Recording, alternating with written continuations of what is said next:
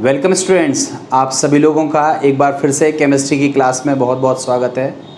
Students, हम सभी लोग परमाणु संरचना टॉपिक को पिछले कई वीडियो से पढ़ रहे थे।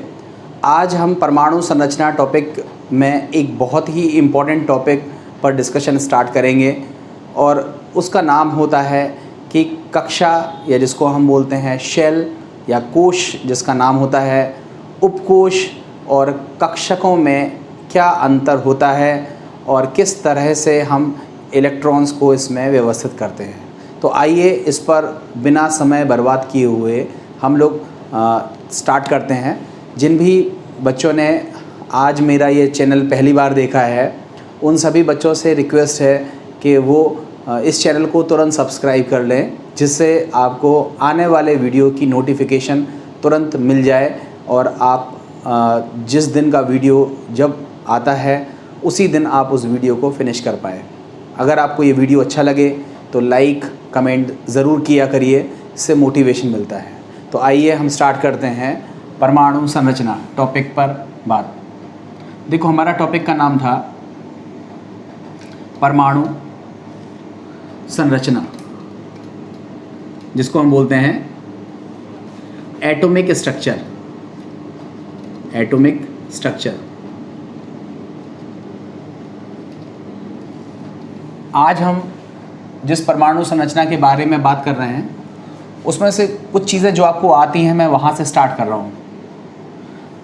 आपको पता है कि किसी भी पदार्थ की सूक्ष्मतम इकाई जो रासायनिक अभिक्रिया में भाग लेती है, उसे हम क्या कहते हैं? परमाणु कहते हैं, या जिसको हम बोलते हैं एटम। डेफिनेशन आपको पता है, मैं दोबारा नहीं लिख रहा हूँ। उसके बाद आपको ये भी पता है कि जो परमाणु होता है उसका निर्माण 3 मूल कणों से मिलकर होता है: प्रोटॉन, न्यूट्रॉन और इलेक्ट्रॉन। उसके बाद आपको तीसरे पॉइंट में ये भी जानकारी है कि जो हमारा नाभिक है उसमें होते हैं प्रोटॉन और न्यूट्रॉन, जिसको हम मिला करके क्या कहते हैं? न्यूक्लियॉन। और नाभिक के चारों ओर इलेक्ट्रॉन चक्कर लगाते हैं, ये इलेक्ट्रॉन है जो कि नाभिक के चारों ओर चक्कर लगा रहे हैं। अब यहाँ पर जो बात स्टार्ट करनी है वो है कि कक्षा क्या होती है, या इसका नाम होता है कोश, या इसी का ही नाम होता है मुख्य ऊर्जा स्तर। मुख्य ऊर्जा स्तर, या इसी को हम बोलते हैं शेल, या इसी का नाम होता है ऑर्बिट। ठीक है, ये इतने सारे इसके नाम हैं। उसके बाद हम सीखना है कि उपकक्षा क्या होती है। उपकक्षा, या इसका नाम होता है उपकोश, या इसको हम बोलते हैं उप ऊर्जा स्तर। इसको इंग्लिश में कहते हैं सब शेल, या इसी को बोलते हैं सब ऑर्बिट। क्या होते हैं? ठीक है। और उसके बाद हम सीखेंगे कक्षक क्या होते हैं, जिसको हम बोलते हैं ऑर्बिटल, या कुछ लोग ऑर्बिटल भी उच्चारित करते हैं, जो भी आप बोलना चाहो। ऑर्बिटल में हिंदी में लिख दे रहा हूँ। देखो, 2 मिलते जुलते शब्द हैं। ये है ऑर्बिट, ध्यान से समझना, ये क्या लिखा हुआ है? ऑर्बिट। और ये क्या है? ऑर्बिटल। तो हमें ये चीज़ सीखनी है कि ये क्या होते हैं। आप ऐसा समझो जैसे जो हमारा मानव शरीर है, मानव शरीर है, उसका निर्माण किससे हुआ है? तो आप बोलोगे अंग तंत्रों से मिलकर उसका निर्माण हुआ है। फिर आप बोलते हो अंग तंत्रों का निर्माण किससे हुआ है? तो आप बोलते हो ऊतकों से अंग तंत्रों का निर्माण होता है। फिर ऊतकों का निर्माण किससे होता है? तो आप बोलते हो कोशिका से ऊतकों का निर्माण होता है। देखो ये एक छोटा सा क्लासिफिकेशन है। कुछ लोग कहेंगे शरीर में अंग तंत्र के बीच में कुछ और आ जाते हैं। देखो तो मैं यहाँ बायोलॉजी डिस्कस नहीं कर रहा हूँ, मैं केवल आपको एक फॉर्मली समझने के लिए उदाहरण ले रहा हूँ कि हमारा एक शरीर है, उस शरीर का निर्माण अंग तंत्र से हुआ है, अंग तंत्र का निर्माण ऊतकों से हुआ है और ऊतकों का निर्माण कोशिका से हुआ है। तो अगर हम बोलते हैं कि सबसे छोटी इकाई मानव शरीर की क्या है, तो आप बोलते हो कोशिका है, शेल है। उसी तरह से हम लोगों को यहाँ सीखना पड़ेगा। सबसे पहले हम सीखते हैं कक्षक। ठीक है, ध्यान से समझना, मैं रिवर्स चल रहा हूँ। लोग कक्षा पहले बताते हैं, मैं यहाँ पर आपको पहले क्या बता रहा हूँ, कक्षक या जिसको बोलते हैं ऑर्बिटल। ठीक है, कक्षक क्या होते हैं उसको आप समझो। देखो ध्यान से समझना। सबसे पहले मैं कक्षक को बताने से पहले एक और उदाहरण ले रहा हूँ जो आपने सुन रखा होगा। देखो ये हमारा सूर्य है और इस सूर्य के चारों ओर हमारी पृथ्वी चक्कर लगाती है। ये क्या है? अर्थ। पृथ्वी चक्कर लगाती है ना? तो देखो यहाँ से ध्यान से समझना, ये हमारा सूर्य है और पृथ्वी जो चक्कर लगाती है वो कुछ इस तरह चक्कर लगाती है। ध्यान रखना, पृथ्वी सूर्य के चारों ओर इस तरह चक्कर लगाती है। मतलब कहने का ये है, इस तरह से बनाते हो आप कि ये सूर्य है, पृथ्वी चक्कर लगा रही। ध्यान से समझना, ये सूर्य है और मान लो पृथ्वी अगर हमारी ऐसे चक्कर लगाती गोल गोल, तो आप बताओ, तो पृथ्वी के जो मध्य में क्या होता है आपको पता है, ये हमारी अर्थ है। इस अर्थ के मध्य में क्या होता है? इक्वेटर, या जिसको हम बोलते हैं भूमध्य रेखा बोलते ना। तो आप बताओ, अगर हमारा ये सूर्य होता और पृथ्वी ऐसे चक्कर लगाती, तो सूर्य की किरणें वर्ष भर केवल और केवल भूमध्य रेखा पर सीधी पड़ती, कर्क रेखा पर कभी सीधी नहीं पड़ती और मकर रेखा पर सीधी नहीं पड़ती। आपको पता है ये ऊपर साइड में होती है कर्क रेखा, नीचे साइड में होती है मकर रेखा, ट्रॉपिक ऑफ कैंसर और ट्रॉपिक ऑफ कैप्रिकॉर्न, आपने लोगों ने पढ़ा होगा। मगर आप देखते हो कि जब भारत में गर्मी होती है, भारत के मध्य से आपको पता है कर्क रेखा गुजरती है, तो इसका मतलब ये हुआ कि सूर्य की किरणें जून के समय में, मई जून के समय में कर्क रेखा पर सीधी पड़ती होंगी और उसी समय मकर रेखा मतलब ऑस्ट्रेलिया से होते हुए गुजरती है, तो ऑस्ट्रेलिया के साइड में ठंडक पड़ती है। ऊपर गर्मी है तो नीचे सर्दी है, क्योंकि सूर्य की किरणें ऊपर सीधी पड़ रही हैं तो नीचे तिरछी पड़ रही हैं। तो ऊपर अगर गर्मी है तो नीचे ठंडक है, कभी नीचे ठंडक होती है, गर्मी होती है, तो ऊपर साइड क्या होती है? ठंडक होती है। तो आप खुद से सोचो कि अगर हमारी पृथ्वी नॉर्मली घूम रही होती तो सूर्य की किरणें वर्ष भर कहाँ गिरती? भूमध्य रेखा पर सीधी गिरती, कर्क रेखा पर कभी सीधी नहीं गिरती, मकर रेखा पर कभी सीधी नहीं गिरती। मतलब कहने का ये हुआ कि जो पृथ्वी है उस पर कभी भी ऋतु परिवर्तन ना होता अगर ऐसे ऐसे सीधे चक्कर लगाती। मगर आपको पता है सबसे पहली चीज़, पृथ्वी अपने अक्ष से, वाई अक्ष से इस तरह से झुकी हुई है, पता है ना, इस तरह से झुकी हुई है, 23.5 डिग्री अंश पर झुकी हुई है। तो झुकी हुई है, साथ ही साथ वो चक्कर इस तरह से लगा रही है, इस तरह से। तो आप बताओ, जब ये पृथ्वी ऊपर साइड हो जाएगी तो सूर्य की किरणें नीचे वाले साइड में सीधी पड़ेंगी, मतलब मकर रेखा पर सीधी पड़ेंगी। और जब यही पृथ्वी नीचे की तरफ आएगी तो सूर्य की किरणें कहाँ पड़ेंगी? सीधी कर्क रेखा में।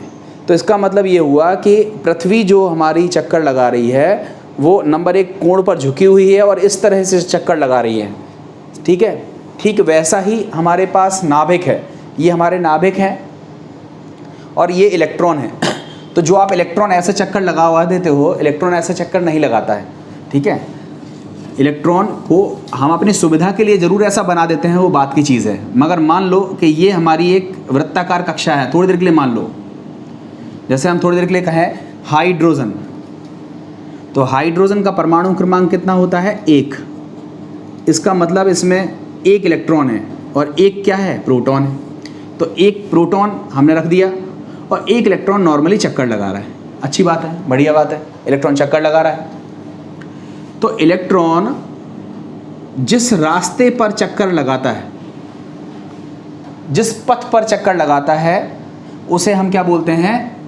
कक्षा या उसको बोलते हैं कोश। अभी मैं कोश की डेफिनेशन नहीं बता रहा हूँ, मैं आपको कक्षक पर लाने की कोशिश कर रहा हूँ, थोड़ा सा ध्यान से समझना। अब हमने दूसरा उदाहरण लिया हीलियम, इसका परमाणु क्रमांक होता है 2, तो इसमें 2 इलेक्ट्रॉन होते हैं। अब आपसे कहा जाए 2 इलेक्ट्रॉन पहली कक्षा में होते हैं तो आप क्या करते हो, ये बीच में नाभिक बनाया, इलेक्ट्रॉन लगाया और 2 इलेक्ट्रॉन एक के बाद एक, जैसे एक के पीछे एक इलेक्ट्रॉन भाग रहा है, चोर पुलिस खेल रहा है, ऐसा नहीं होता है। ये इलेक्ट्रॉन चक्कर लगा रहा है, इन द सेम वे एक दूसरा इलेक्ट्रॉन इस तरह चक्कर लगाएगा। ये आप कहोगे 2 कक्षाएं तो हैं, 2 कक्षाएं नहीं हैं, एक ही कक्षा है। ये ध्यान से समझना। इसे ये नाभिक है, इसके चारों ओर इलेक्ट्रॉन चक्कर लगा रहा है, ठीक है, और ठीक उतनी ही दूरी पर, मतलब जैसे ये नाभिक है, मान लो 1 सेंटीमीटर की दूरी पर ये कक्षा है, तो 1 सेंटीमीटर की दूरी पर ही एक दूसरा इंक्लिनेशन होगा जहाँ पर ये चक्कर लगाएंगे। और ये चक्कर कुछ इस तरह लगाते हैं कि ये एक इलेक्ट्रॉन और दूसरा इलेक्ट्रॉन कभी भी आपस में कोलैप्स नहीं करता है, टकराता नहीं है किसी भी तरह से। इस तरह से ये चक्कर लगाते हैं। और आपको ये भी पता है कि इलेक्ट्रॉन कण के साथ साथ तरंग प्रकृति में गति करते हैं, इस तरह से। तो इलेक्ट्रॉन जब कण के साथ साथ तरंग प्रकृति में गति करेंगे तो ऐसी स्थिति में हम क्या देखेंगे कि नाभिक के चारों ओर इलेक्ट्रॉन की एक निश्चित स्थिति नहीं है। देखो अभी क्या है, नाभिक अगर हमने कहा इलेक्ट्रॉन चक्कर लगा रहा है तो ये इसकी निश्चित स्थिति है, मगर अगर इलेक्ट्रॉन कण के साथ साथ तरंग की प्रकृति में गति कर रहा है तो ऐसी स्थिति में क्या होगा, कभी इलेक्ट्रॉन नज़दीक होगा, कभी इलेक्ट्रॉन नाभिक से दूर होगा, इस तरह की स्थिति होगी। तो मतलब इलेक्ट्रॉन एक जगह नहीं पाया जाएगा, इलेक्ट्रॉन यहाँ भी पाया जा सकता है, यहाँ भी पाया जा सकता है, यहाँ भी पाया जा सकता है। तो ये सब जगह इलेक्ट्रॉनों के क्या होगी, पाए जाने की क्या होगी, संभावना होगी। तो हम क्या बोलते हैं, कक्षक की परिभाषा में हम क्या बोलते हैं, कक्षक की परिभाषा में क्या लिखेंगे, कक्षक या जिसको हम बोलते हैं ऑर्बिटल, इसकी परिभाषा में क्या बोलते हैं, नाभिक के चारों ओर का वह क्षेत्र जहां इलेक्ट्रॉन के पाए जाने की संभावना अधिकतम होती है, अधिकतम होती है,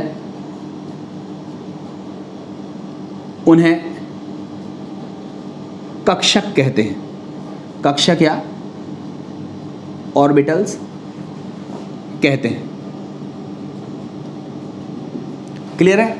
जैसे मैंने कहा कोशिका क्या है, तो कोशिका की परिभाषा जैसे लिखते हैं उसी तरह से जो सबसे छोटी यूनिट पर हम बात कर रहे हैं वो क्या है, कक्षक की बात कर रहे हैं। तो हम क्या बोलेंगे, नाभिक के चारों ओर का वह क्षेत्र जहां इलेक्ट्रॉन के पाए जाने की संभावना अधिकतम होती है उसे हम क्या बोलते हैं, कक्षक, या उसी को हम बोलते हैं ऑर्बिटल। क्लियर हुआ?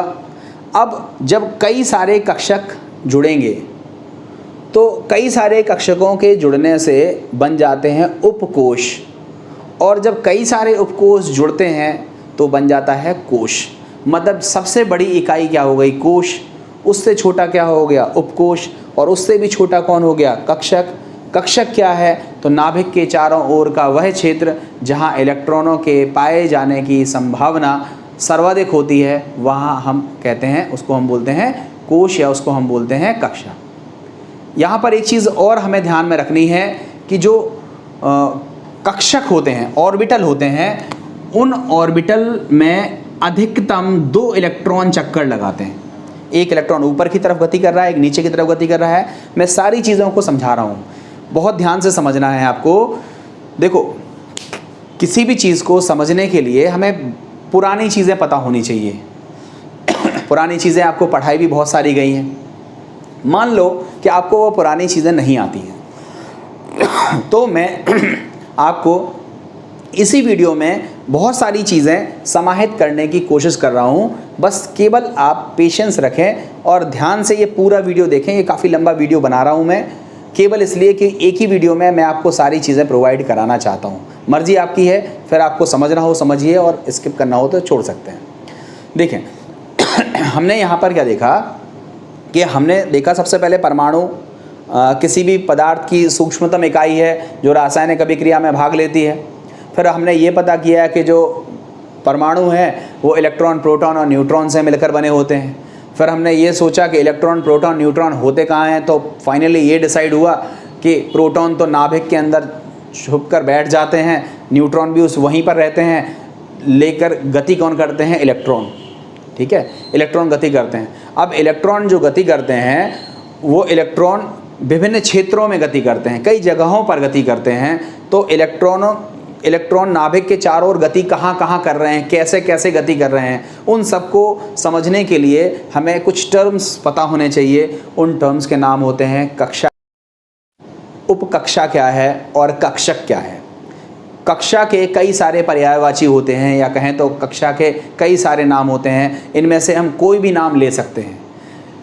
कक्षा को हम बोलते हैं कोश, इसको बोलते हैं मुख्य ऊर्जा स्तर, इसी को बोलते हैं शेल, इसी को बोलते हैं ऑर्बिट।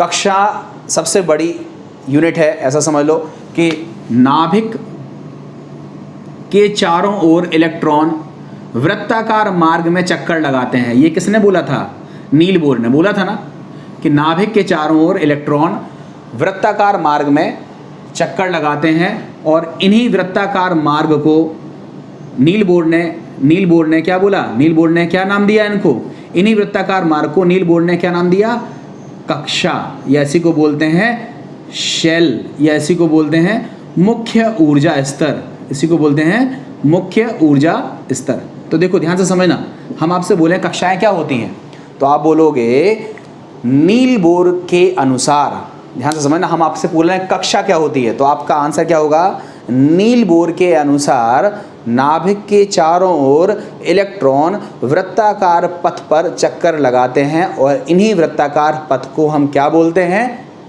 कक्षा कहते हैं। इन्हीं को हम क्या बोलते हैं, कक्षा कहते हैं। जब इलेक्ट्रॉन इन पथ पर चक्कर लगाता है तो उन इलेक्ट्रॉन में कुछ अमाउंट ऑफ एनर्जी पाई जाती है, इसलिए उन कक्षाओं का नाम होता है ऊर्जा स्तर। ऊर्जा स्तर, या इसको बोलते हैं मुख्य ऊर्जा स्तर।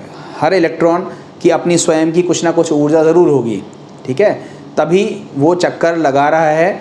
तो नाभिक के चारों ओर इलेक्ट्रॉन जिन वृत्ताकार मार्ग पर चक्कर लगाता है उन्हें हम कहते हैं कोश, उन्हीं को बोलते हैं शेल, उन्हीं को बोलते हैं ऑर्बिट। चूँकि इलेक्ट्रॉन जो चक्कर लगा रहा है वृत्ताकार मार्ग में, उसकी एक निश्चित ऊर्जा होती है, इसलिए उन कक्षाओं को हम मुख्य ऊर्जा स्तर के नाम से भी जानते हैं। अब जब इलेक्ट्रॉन कक्षाओं में चक्कर लगा रहा है तो जैसे हमने कहा पूरा शरीर, तो शरीर का निर्माण किससे हुआ है, अंग तंत्रों से। अंग तंत्रों का निर्माण किससे हुआ, ऊतकों से। ऊतकों का निर्माण किससे हुआ है, कोशिका से। तो इलेक्ट्रॉन चक्कर जहाँ लगा रहा है जिस पथ पर, उसको तो हम बोलते हैं कक्षा।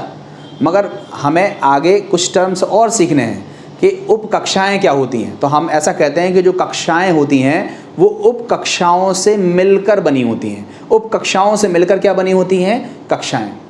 अब बात आई उपकक्षाएं क्या होती हैं, तो आप बोलोगे कक्षकों के संयोग से जो बनता है उसको बोलते हैं उपकक्षा, और उपकक्षा के संयोग से जो बनता है उसको हम क्या बोलते हैं, कक्षा। कहने का मतलब ये हुआ कि जो सबसे बड़ी इकाई है, जो हमारा सबसे बड़ा भाग है, वह क्या है, कक्षा, ठीक है, जिसको हम बोलते हैं शेल। इसी के और नाम है, लिख लीजिएगा, ये सबसे बड़ा है। उसके बाद क्या है, या इसको हम बोलते हैं कोश, इसका नाम एक और लिख लीजिएगा, इसको बोलते हैं कोश। कोश बोलो या कक्षा बोलो या सेल बोलो, एक ही चीज़ है। ये सबसे बड़ा भाग है। कोश किससे मिलके बने होते हैं, उपकोश से, जिसको हम बोलते हैं सब शेल।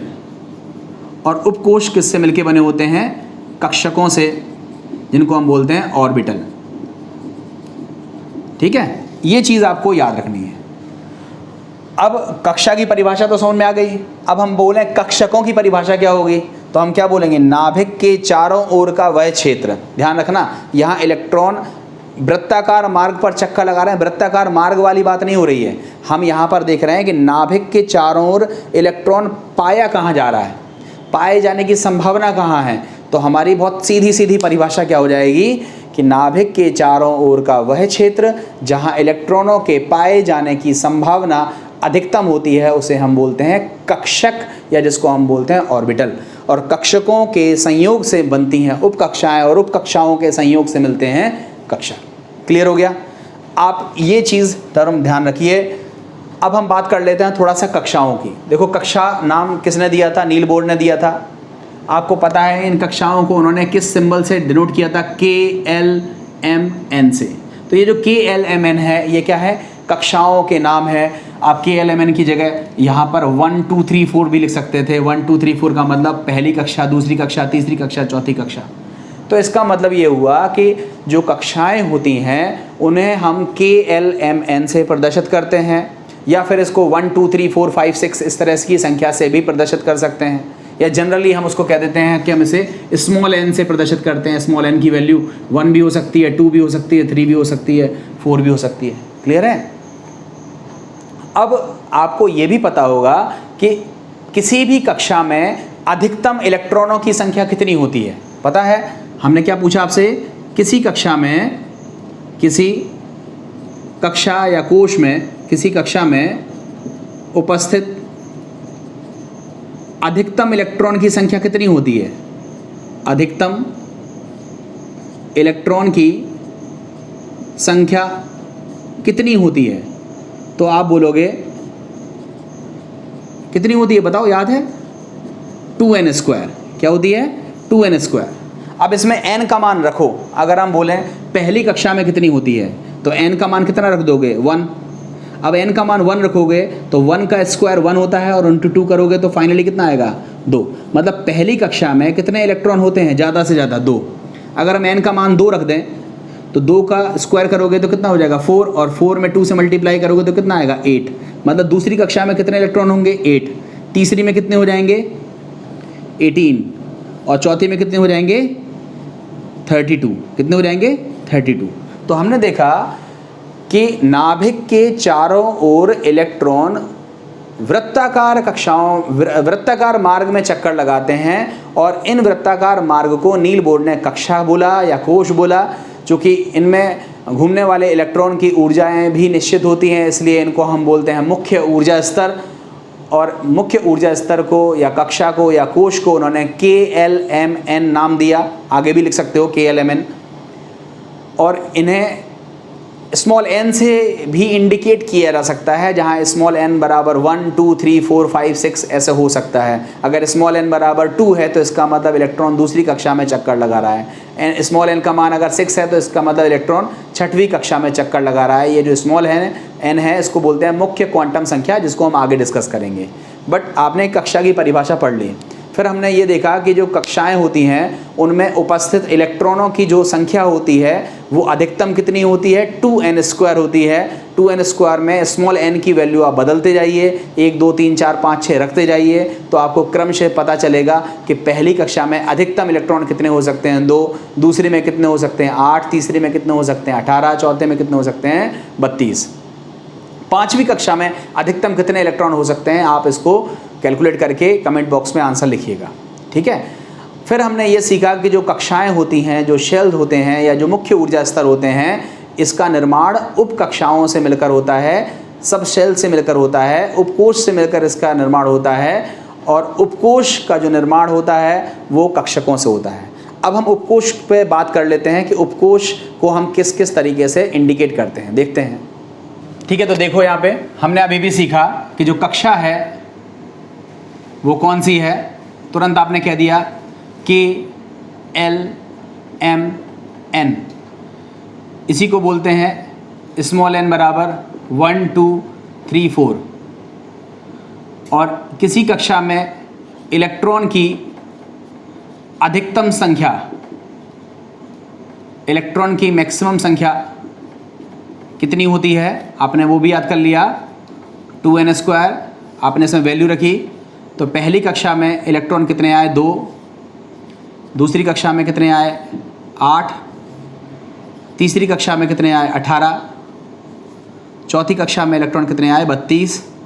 और पाँचवीं कक्षा में कितने आएंगे ये आपको निकालना है। ये आपने सीखा। इसके बाद हमने सीखना है कि कक्षाएं, या जिसको हम बोलते हैं कोश, कक्षा कहिए या इसको बोलते हैं कोश, इसका जो निर्माण होता है वह किससे मिलकर होता है? उपकोष से मिलकर होता है। और उपकोष के नाम आपको याद रखने पड़ेंगे, SPDF। कभी कभी कुछ लोग पूछते हैं इसके फुल फॉर्म, तो देखो S का मतलब होता है शार्प, P का मतलब होता है प्रिंसिपल, D का मतलब होता है डिफ्यूज, और F का मतलब होता है फंडामेंटल। ठीक है। उपकोष कौन से होते हैं? SPDF। उपकोष का निर्माण किससे हुआ है? कक्षक से, जिसको हम बोलते हैं ऑर्बिटल्स।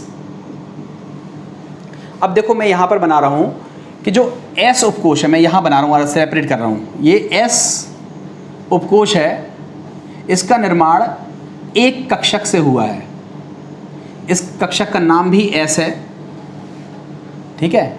जो P उपकोष है उसका निर्माण 3 कक्षकों से मिलकर हुआ है, इसको हम बोलते हैं PX, PY एंड PZ।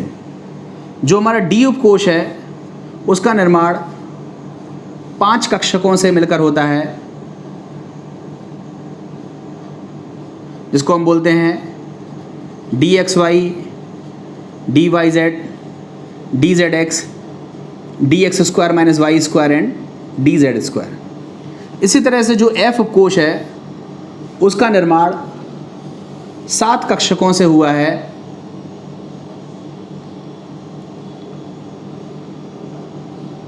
ठीक है, 7 कक्षकों से मिलकर हुआ है। इनके नाम क्या हैं? ये पहला होता है, इसको हम बोलते हैं fx cube, fy cube, fz cube. उसके बाद बोलेंगे f x ब्रैकेट में z square minus Y square. Next है f y X square minus Z square. Next है f z X square minus Y square. और आखिरी में है f x y z। देखो ये नाम आपको याद करने पड़ेंगे। आपसे बोलता है S उपकोष का निर्माण कितने कक्षकों से मिलकर होता है, तो आप बोलते हो 1, नाम भी उसका S है। P उपकोष का निर्माण कितने कक्षकों से मिलकर होता है, तो आप बोलोगे 3। कौन कौन से हैं? PX, PY, PZ। D उपकोष का निर्माण कितने कक्षकों से मिलकर हुआ है, तो आप बोलोगे 5। कौन कौन से हैं? DXY, DYZ। देखो ये D इस तरह लिखा हुआ है, इसके सफिक्स में लिखा है XY, ऐसा लिखा जाता है। DXY ऐसा मत लिख देना, ये इस तरह अंग्रेजी नहीं लिख रहे हैं कि DXY ऐसा लिख दो, ये लिखना गलत है। इस तरह लिखना चाहिए DXY, DYZ, DZX, DX square minus Y square and DZ square. ये होते हैं D उपकोष के 5 कक्षक, नाम लिखे हुए हैं। इसी तरह से जो F उपकोष है उसमें 7 कक्षक होते हैं। नाम याद नहीं हो तो आप स्किप भी कर सकते हो, बट आपको आने चाहिए fx cube, fy cube, fz cube, fx bracket में z square minus Y square, fy X square minus Z square, fz X square minus Y square, fx ये f होना चाहिए, f x y z। ये होता है नाम। ठीक है। अब आपको पता है कि एक कक्षक में ज़्यादा से ज़्यादा कितने इलेक्ट्रॉन हो सकते हैं? 2। तो आप बताओ, एक इलेक्ट्रॉन ऊपर की तरफ गति करेगा, एक इलेक्ट्रॉन नीचे की तरफ गति करेगा। इसका मतलब एक इलेक्ट्रॉन क्लॉकवाइज दिशा में गति कर रहा है, एक इलेक्ट्रॉन एंटी क्लॉकवाइज दिशा में गति कर रहा है। ठीक है। अभी भी बताया ना, नाभिक के चारों ओर ये इलेक्ट्रॉन गति करते हैं। ठीक है। तो जो इलेक्ट्रॉन हमारे गति कर रहे हैं नाभिक के चारों ओर की जगह, जो अपनी अक्ष पर गति कर रहे हैं, ये जैसे पृथ्वी होती है सूर्य के चारों ओर चक्कर लगाती है, साथ ही साथ वो अपनी धुरी पर भी चक्कर लगाती है। उसी तरह से ये जो इलेक्ट्रॉन है ये अपनी धुरी पर चक्कर लगाते हैं, क्लॉकवाइज भी और एंटी क्लॉकवाइज, दोनों हो सकते हैं। क्लॉकवाइज भी हो सकते हैं और एंटी क्लॉकवाइज भी हो सकते हैं। तो ये इलेक्ट्रॉनों की चक्रण की दिशा को दिखा रहा है। ये क्लॉकवाइज हो सकता है, एंटी क्लॉकवाइज हो सकता है। मतलब S कक्षक में ज़्यादा से ज़्यादा कितने इलेक्ट्रॉन हो सकते हैं? 2। ठीक है। तो हम इसको क्या लिखते हैं? S2। इसी तरह से अब बताओ P में कितने कक्षक हो सकते हैं? सॉरी, कक्षक P उपकोष में कक्षक तो हैं 3, हर एक में कितने इलेक्ट्रॉन भरोगे? 3 और फिर 3, टोटल कितने हो गए? मैक्सिमम 6, तो उसको लिखते हैं P6। इसी तरह से D में कितने हो जाएंगे? 10 और F में कितने हो जाएंगे? 14। कर लोगे इसे? तो इतनी चीज़ें आपको समझ में आ गई कि कक्षाएं कौन सी होती हैं, KLMN। कक्षाएं किससे मिलके बनी होती हैं? उपकोष से। उपकोष कौन से हैं? SPDF। उपकोष का निर्माण किससे हुआ है? कक्षकों से। कक्षक कौन से हैं? तो S उपकोष में 1 कक्षक, नाम उसका S। P उपकोष में 3 कक्षक, नाम है PX, PY, PZ। D उपकोष में 5 कक्षक और F उपकोष में 7 कक्षक, और सभी के नाम मैंने लिख दिए हैं। अब यहाँ पर जानने वाली बात एक और है कि जो S कक्षक होता है, S कक्षक होता है, उसकी आकृति होती है गोलाकार। ये पूछा जाता है कि S कक्षक की आकृति कैसी होती है? गोलाकार। जो P कक्षक होते हैं उनकी आकृति कैसी होती है? डंबलाकार, डंबल के आकार की। ठीक है। D कक्षक होते हैं उनकी आकृति कैसी होती है? तो हम बोलेंगे द्विडंबलाकार या डबल डंबल शेप। ठीक है, द्विडंबलाकार। और F की आकृति कैसी होती है? जटिल होती है, कॉम्प्लेक्स होती है, पेपर पे डिज़ाइन नहीं कर सकते। ठीक है, कॉम्प्लेक्स टाइप की होती है। तो आपसे पूछता है कि जो S उपकोष है उनकी आकृति कैसी होती है? आपको याद रखना है, गोलाकार होती है। P उपकोष की आकृति कैसी होती है? तो याद रखिएगा, इसकी आकृति कैसी होती है? डंबल के आकार की होती है। D उपकोष की आकृति कैसी होती है? द्विडंबल के आकार की होती है। और F उपकोष की आकृति कैसी होती है? जटिल टाइप की होती है, जिसको हम पेपर पर ड्रॉ नहीं कर सकते हैं। अब इसके हम आकृतियों के डायग्राम और देख लेते हैं तो आपको और ज़्यादा क्लियर हो जाएगा। तो देखते हैं आकृतियों के डायग्राम। ठीक है, हमें इनके डायग्राम को सीखना था। आपको पता है, देखो S कक्षक की बात हो रही है। ये S उपकोष 1 कक्षक से मिलकर बना है, नाम भी उसका क्या है? S। और इसकी आकृति कैसी होती है? गोलाकार। तो देखो आपको क्या बनानी है? X अक्ष, Y अक्ष और एक Z अक्ष, और इन तीनों अक्षों पर लेते हुए आपको एक गोला बना देना है। ये सर्किल है, मगर जब इसको त्रिविमीय क्षेत्र में बनाओगे, 3 डायमेंशन टाइप का बनाओगे, तो ये गोलाकार बन जाएगा। तो S कक्षक की आकृति कैसी होती है? गोलाकार। जो P उपकोष होता है उसका निर्माण होता है, आपको पता है, 3 से मिलकर बना होता है। नाम भी आपने इसके सीख लिए थे, PX, PY, PZ। इसकी आकृति कैसी होती है? इसकी तो है गोलाकार। जो S की है वो कैसी है आकृति? गोलाकार। P की आकृति कैसी है? डंबलाकार। डंबलाकार 3 तरह से बन सकता है। अगर हमने X अक्ष पर डंबल बनाया, ये X अक्ष है, तो उसको हम क्या बोलेंगे? PX। अगर हमने यही डंबल Y अक्ष पर बनाया तो उसको हम क्या बोलेंगे? PY। और अगर हमने यही डंबल Z अक्ष पर बनाया तो इसको हम क्या बोलेंगे? PZ। तो P उपकोष की P कक्षक की आकृति कैसी होती है? डंबल टाइप की होती है, और ये संरचनाएं बनी है। इसके बाद जो D उपकोष है, आपको पता है D उपकोष में 5 होते हैं। कौन कौन से होते हैं? 5। पहले तो आप पांचों के नाम आप याद रखिए। DXY, DYZ, DZX, DX² - Y², और लास्ट वाला कौन सा है? DZ²। ठीक है, इनमें से ये 3 होते हैं एक जैसे। एक जैसे कैसे? इसमें देखो, आप एक बनाओ X अक्ष, एक बनाओ Y अक्ष, और डबल डंबल बनाना हो। देखो, ये अक्ष के बीच में एक डंबल और ये अक्ष के बीच में दूसरा डंबल। तो ये X अक्ष है, ये Y अक्ष है, इसको हम क्या बोलेंगे? DXY। अब अगला देखो, DYZ। तो इस अक्ष को मान लो Y है, इस अक्ष को मान लो ये Z है। मान लिया हमने। कहोगे Z ये कैसे? ये तो X अक्ष होती है। मानने में क्यों हर्ष थोड़ी ना है। तो ये Y अक्ष है, ये Z अक्ष है, तो एक डंबल YZ के बीच में इस तरह से दूसरा डंबल बनाओगे तो इसको हम क्या नाम देंगे? DYZ। ये XY हो गया, DYZ हो गया। अब तीसरा वाला कौन सा है? ZX। तो ये अक्ष कौन सी है? X, और इसको हमने मान लिया कि ये Z अक्ष है, तो इसमें भी सेम बना दो। तो इसको हम क्या बोलेंगे? DZX। तो देखो यहाँ पर हमने क्या देखा कि अक्ष के मध्य में क्या उपस्थित होते हैं? इसको बोलते हैं लोब्स। ठीक है, lobes are present in between the axes. अक्ष के बीच में लोब्स उपस्थित हैं, ठीक है। इनके अंदर ही इलेक्ट्रॉनों के पाए जाने की संभावना रहेगी, ठीक है। तो लोब्स कहाँ पर है? अक्ष के मध्य में है। तो dxy, dyz, dzx तो तीनों एक जैसे हैं। अब हम बात कर लेते हैं dx square minus Y square. तो देखो ये है हमारी x अक्ष और ये है हमारी y अक्ष। इस पर डंबल बनाना है अक्ष के ऊपर, ध्यान रखना, अक्ष के मध्य में नहीं, अक्ष के ऊपर से अगर हम 2 डंबल बनाएंगे इस तरह से, तो ये जो बन के सामने आया इसको हम क्या बोलेंगे? dx square minus Y square. और लास्ट कौन सा है? dz square. इसको कैसे बनाएंगे? ये मान लो ये z अक्ष है, इस z अक्ष पर हम एक डंबल बनाएंगे और इसके चारों ओर एक कॉलर टाइप का रहता है, पट्टा टाइप का रहता है। अब देखो ध्यान से समझना, P की आकृति डंबल टाइप क्यों होती है, D की आकृति डबल डंबल टाइप क्यों होती है, F की आकृति कॉम्प्लेक्स है तो वो कैसे होती है, ये सारी चीज़ें इस वीडियो में कवर कर पाना इट इज़ नॉट पॉसिबल। इन सब के पीछे बहुत अच्छे अच्छे लॉजिक्स हैं, बट वो सब आपसे 11th क्लास में पूछे नहीं जाते हैं, इसलिए इन चीज़ों को मैं फिर कभी बाद में डिस्कस कर दूंगा। बट यहाँ पर आपको आकृति तक समझ में आ गई।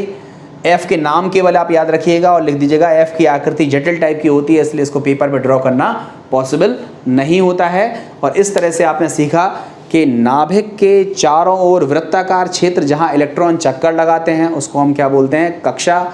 कक्षा का नाम किसने दिया था? नील बोर्ड ने। कक्षाएं कौन सी होती हैं? KLMN। इसको हम स्मॉल n से प्रदर्शित कर सकते हैं, जिसका मान 1 2 3 4 5 हो सकता है।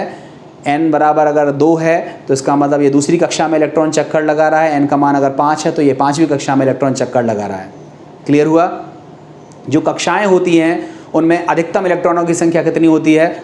2n स्क्वायर होती है, बोरवरी के नियम से होती है। इसमें स्मॉल n का मान 1 2 3 4 5 रख करके हम ये पता लगा सकते हैं कि पहली कक्षा में अधिकतम इलेक्ट्रॉन कितने हैं, दूसरी में कितने हैं, तीसरी में कितने हैं, चौथे में और पाँचवें में कितने इलेक्ट्रॉन अधिकतम हो सकते हैं। फिर हमने सीखा कि जो कक्षाएं होती हैं वह उपकोश से या उप कक्षाओं से या उप ऊर्जा स्तर से मिलकर बनी होती हैं। और ये जो उपकोश होते हैं वो कौन से होते हैं? SPDF, जिनके नाम शार्प, प्रिंसिपल, डिफ्यूज और फंडामेंटल होते हैं। ये उपकोश बाद में पता लगा कि ये कक्षकों से मिलकर बने होते हैं। S उपकोश में 1 कक्षक होता है, नाम इसका S ही होता है। P उपकोश में 3 कक्षक होते हैं, नाम PX, PY, PZ होते हैं। D उपकोश में 5 कक्षक होते हैं, नाम इसके DXY, DYZ, DZX, DX square minus Y square और DZ स्क्वायर होते हैं। और F में 7 कक्षक होते हैं, नाम मैंने आपको लिख के बता दिए थे। कक्षक क्या होते हैं उसकी परिभाषा अब यहाँ से हम जोड़ देंगे कि नाभिक के चारों ओर का वह क्षेत्र जहाँ पर इलेक्ट्रॉनों के पाए जाने की संभावना सर्वाधिक होती है उन्हें हम क्या बोलते हैं? कक्षक कहते हैं। और कक्षक की जो उत्पत्ति हुई या कक्षक जो शब्द है वो कहाँ से आया? तो हाइजेनबर्ग का अनिश्चितता का सिद्धांत, डी ब्रोगली का समीकरण और श्रोडिंगर वेव इक्वेशन, इन तीनों को समाहित करते हुए फाइनली हमारा कौन सा टर्म आया? कक्षक। ऑर्बिटल, ऑर्बिटल से मिलकर बने हैं उपकोश या सबशेल, और सबशेल से मिलकर के बने हुए हैं कोश। और कोश में इलेक्ट्रॉन कितने होते हैं? उपकोश में कौन कौन से इलेक्ट्रॉन होते हैं? किसी कक्षक में ज़्यादा से ज़्यादा कितने इलेक्ट्रॉन हो सकते हैं? 2। एक होता है क्लॉकवाइज, एक होता है एंटी क्लॉकवाइज। इलेक्ट्रॉन चक्कर जब अपनी धुरी पर लगाता है तो कभी क्लॉकवाइज चक्कर लगाता है, कभी एंटी क्लॉकवाइज चक्कर लगाता है। इस तरह से एक कक्षक में 2 इलेक्ट्रॉन हो सकते हैं। S उपकोश में कितने इलेक्ट्रॉन हो सकते हैं? 2। P में कितने हो सकते हैं? P उपकोश में कितने हो सकते हैं? तो 6। D उपकोश में अधिकतम इलेक्ट्रॉन कितने हो सकते हैं? 10। और F उपकोश में अधिकतम इलेक्ट्रॉन कितने हो सकते हैं? 14। तो इस तरह से आपने ये कुछ बेसिक्स थे जो आपने सीख लिए हैं। वैसे तो आपने 9th 10th में भी ये सीख रखा होगा, फिर भी मैंने आपको समरी के तौर पर बता दिया। ये वीडियो नो डाउट थोड़ा सा बड़ा ज़रूर है, बट इस वीडियो को कम से कम आप 2 से 3 बार भी देखोगे तो भी आपको ये चीज़ें भूली भूली सी लगेंगी अगर आप फर्स्ट टाइम इसको देख रहे हो तो। और जब इसको देखने के बाद तब जब आप अगला टॉपिक पढ़ोगे तब आपको बहुत इंटरेस्ट आने वाला है। तो उम्मीद है आप सभी लोगों को ये वीडियो पसंद आया होगा। लाइक कमेंट ज़रूर कीजिएगा और अपने दोस्तों तक इसको शेयर कीजिए। जिन्होंने अभी तक चैनल सब्सक्राइब नहीं किया है वो जल्दी से चैनल को सब्सक्राइब करके बेल आइकन को प्रेस कर दें, जिससे आपको नोटिफिकेशन इमीडिएटली प्राप्त हो जाए और आप जिस समय वीडियो डाला जाए उसी समय उस वीडियो को देख करके अपना कंटेंट पूरा करते चलें। तो उम्मीद है पसंद आया होगा। Thank you very much.